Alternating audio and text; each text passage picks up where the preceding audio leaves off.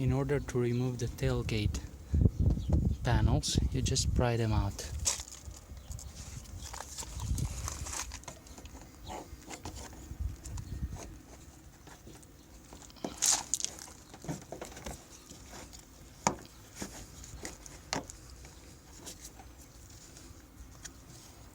You need both hands for that. You can just pry it off using a screwdriver at first, and then just use your fingers to pop each clip off. After you've popped it up, you can just, if they're stuck on the car, just remove them and put them back on. It will help you when you put it back together.